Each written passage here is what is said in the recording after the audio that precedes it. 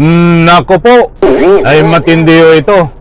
Itong si Boy Portwid, Senador Chis Escudero, biglang hinarang para makuha ang napakaraming pera. Ay bilyones po ito. Nako, ay huling-huli ka. Alright, welcome back to my YouTube channel. I'm Andy's Vlog. Mga kaibigan, ito nainit-init pa. Biglang pangyayari na naman ito. Mga kaibigan, na kinasasangkutan nitong si Boy Portwid Escudero. Aba, usapang paggarangho para makuha ang napakaraming pera na ninakaw. Aba, ay pera ng taong bayan o ito. Pera nyo. I-like lang po natin ang video na ito kung nagustuhan nyo po. Sabay-sabay po natin i-like ang video na ito.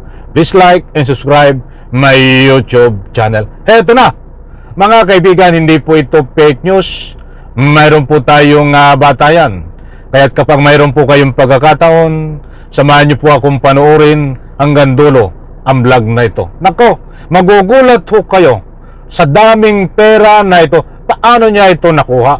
Paano niya ito nabitbit? At paano naharang ho ito? At bakit hinarang ni Senador Boy Portwid Escudero? Mga kaibigan, shoutout po sa lahat. Bago tayo magpatuloy, ay mayroon pong ginaganap na rally ngayon na karamihan ho ang panawagan ay ikulong ang mga sangkot sa pagnanakaw ng pera ng taong bayan. At siyempre, unang-una, pinanawagan po nila na bumaba sa pwesto, tanggalin sa pwesto itong si Sara Lustay Duterte. Ano po ang masasabi nyo? Kayo po ba ay pabor na bumaba na sa pwesto o gumawa ng anumang paraan para matanggal bilang Vice Presidente itong si Sara Lustay Duterte? Any reaction po sa comment section ay karapatan nyo hong magbigay ng anumang public opinion. Ito po, kapanapanabik mga kaibigan, magugulat ho kayo dahil hindi lang po ito milyon, bagkus bilyon na pera ho na nauugnay sa pagkatao ni Senador Boy Portwid Escudero. Usapang hinarang para lang makuha ang bilyon na pera. Nako, shoutout po sa lahat. Pumapalag-palag pa mga kaibigan. Grabe ang palago dito ni Senador Boy Portwid Escudero. Ito po, shoutout po sa lahat. Ibabahagi ko po sa inyo, mga mahal kong taga-subaybay. Nako, nandyan ho, naka-plus sa screen. Buhat sa Abante News. At babasahin po natin ang nilalaman nito. At nandyan po ang larawan ni Boy Portwid Chis Escudero. Hindi po tayo nagpapakalat ng anumang fake news. Mayroon po tayong batayan. Babasahin ko ang nilalaman. Chis, nagbantang bibitinin pagpasa ng 2025 budget para makuha ang 200 billion Senate insertion. Saldi ko. Nandiyan po mga kaibigan. Aba, ay may nalalaman pa ho itong pagbabanta. Nagsisiga-sigaan ho ito. Ito ay dapat talagang ikulong sa tunay na rihas na bakal.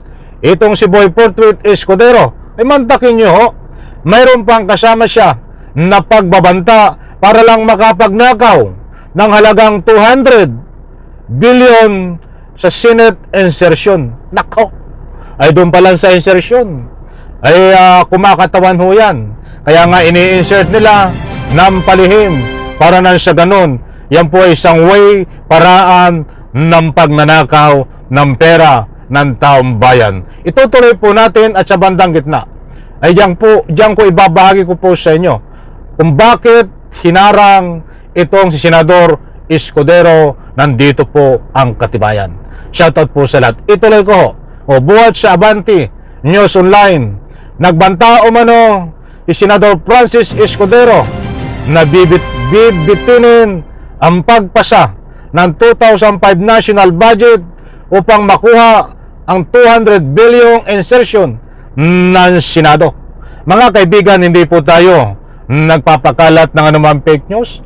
Iyan po si Boy Portwid Escudero.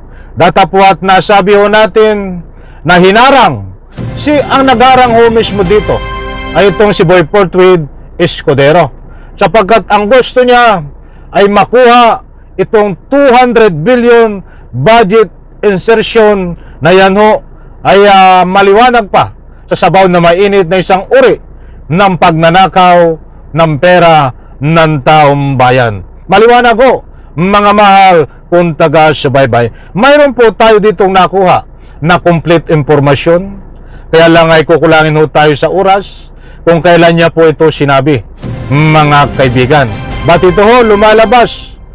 Kasi tayo ay hindi basta nagtatalakay, nagkakaroon po tayo na ikaw ko lang pagsusuri kung mayroon ba itong katotohanan, itong 200 billion na ito na budget insertion na ngayon nga ay nagbanta itong Senador Francis Escudero na bibitinin niya ang pagpasa ng 2025 national budget. Kumakatawan ho ito noong siya po ay Senate President pa.